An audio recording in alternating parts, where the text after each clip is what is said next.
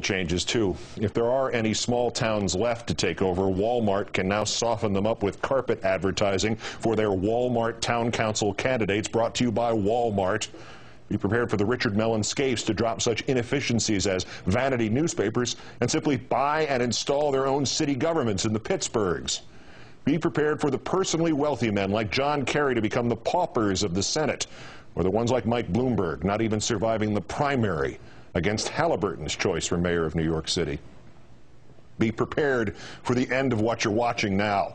I don't just mean me or this program or this network. I mean all the independent news organizations and the propagandists like Fox, for that matter, because Fox inflames people against the state.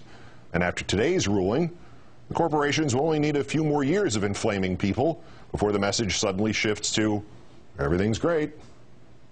Glenn Beck and Rush Limbaugh don't even realize it. Today, John Roberts just cut their throats too. So with critics silenced and bought off, and even the town assessor who lives next door to you elected to office with campaign funds 99.9% drawn from corporate coffers, what are you going to do about it? The internet. The internet. Ask them about the internet in China. Kiss net neutrality goodbye. Kiss whatever right to privacy on the net you think you currently have goodbye. And anyway, what are you going to complain about if you don't even know it happened? In the new world unveiled this morning by John Roberts, who stops Rupert Murdoch from buying the Associated Press? This decision, which in mythology would rank somewhere between the bottomless pit and the opening of Pandora's box, got next to no coverage in the right-wing media today, almost nothing in the middle, and a lot less than necessary on the left. The right wing won't even tell their constituents that they are being sold into bondage alongside the rest of us. Why should they? For them, the start of this will be wonderful.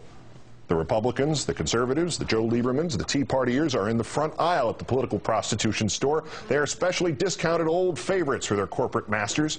Like the first years of irreversible climate change for the Conservatives, the previously cold winter will grow delightfully warm.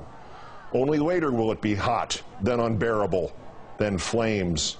And the Conservatives will burn with the rest of us, and they'll never know what happened. So what are you going to do about it? Turn to free speech advocates? These were the free speech advocates. The lawyer for that homunculus who filed this suit, David Bossie, the lawyer is Floyd Abrams.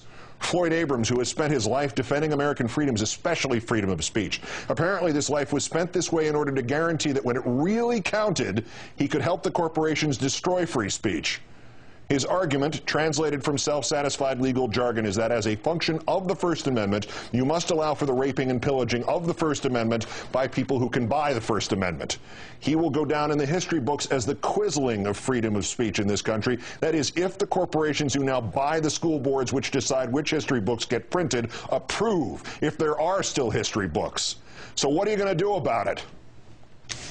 Russ Feingold told me today there might yet be ways to work around this, to restrict corporate governance and how corporations make and spend their money.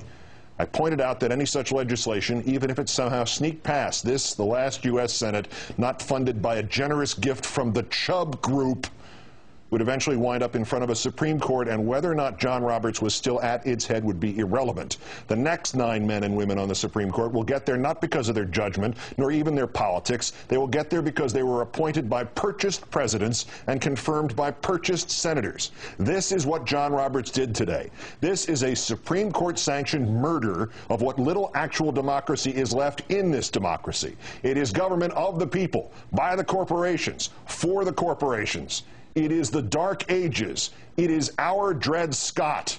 I would suggest a revolution, but a revolution against the corporations that make all the guns and the bullets? Maybe it won't be this bad. Maybe the corporations, legally defined as human beings, but without the pesky occasional human attributes of conscience and compassion, maybe when handed the only keys to the electoral machine, they will simply not redesign America in their own corporate image. But let me leave you with this final question. After today, who's going to stop them? Good night and good luck.